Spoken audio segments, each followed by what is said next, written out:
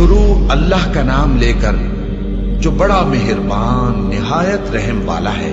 جو چیز آسمانوں میں ہے اور جو چیز زمین میں ہے سب اللہ کی تسبیح کرتی ہے، اسی کی سچی بادشاہی ہے اور اسی کی تعریف ہے، اور وہ ہر چیز پر قادر ہے۔ وہی تو ہے جس نے تم کو پیدا کیا، پھر کوئی تم میں کافر ہے اور کوئی مومن، اور جو کچھ تم کرتے ہو اللہ اس کو دیکھتا ہے۔ اسی نے آسمانوں اور زمین کو حکمت سے پیدا کیا، اور اسی نے تمہاری صورتیں بنائی اور صورتیں بھی اچھی بنائی، اور اسی کی طرف تمہیں لوٹ کر جانا ہے۔ جو کچھ آسمانوں اور زمین میں ہے وہ سب جانتا ہے، اور جو کچھ تم چھپا کر کرتے ہو اور جو کھلم کھلا کرتے ہو اس سے بھی آگاہ ہے، اور اللہ دلوں کے بھیدوں تک سے واقف ہے۔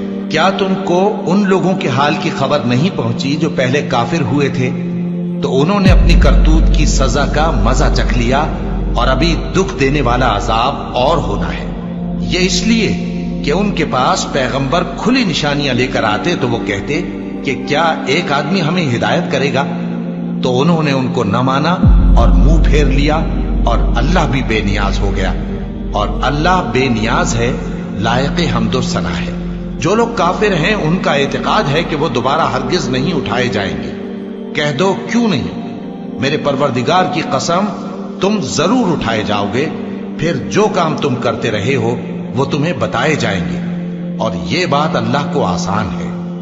تو اللہ پر اور اس کے رسول صلی اللہ علیہ وآلہ وسلم پر اور اس نور یعنی قرآن پر جو ہم نے نازل فرمایا ہے ایمان لاؤ، اور اللہ تمہارے سب اعمال سے خبردار ہے۔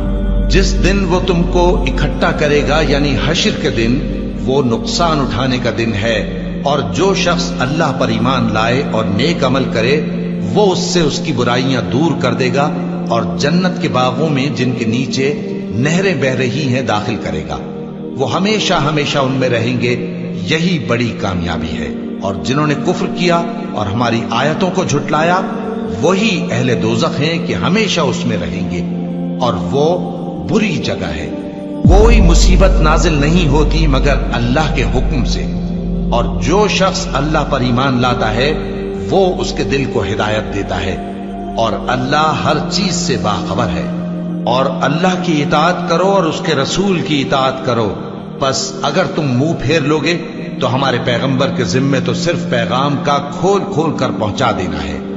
اللہ جو معبود برحق ہے اس کے سوا کوئی عبادت کے لائق نہیں، تو مومنوں کو چاہیے کہ اللہ ہی پر بھروسہ رکھیں۔ مومنوں، تمہاری بیویوں اور اولاد میں سے بعض تمہارے دشمن بھی ہیں، سو ان سے بچتے رہو، اور اگر معاف کر دو اور درگزر کرو اور بخش دو تو اللہ بھی بخشنے والا ہے، مہربان ہے۔ تمہارا مال اور تمہاری اولاد تو آزمائش ہے، اور اللہ کے ہاں بڑا اجر ہے، سو جہاں تک ہو سکے اللہ سے ڈرو اور اس کے احکام کو سنو، اور اس کے فرمانبردار رہو، اور اس کی راہ میں خرچ کرو، یہ تمہارے حق میں بہتر ہے۔ اور جو شخص طبیعت کے بخل سے بچایا گیا تو ایسے ہی لوگ راہ پانے والے ہیں۔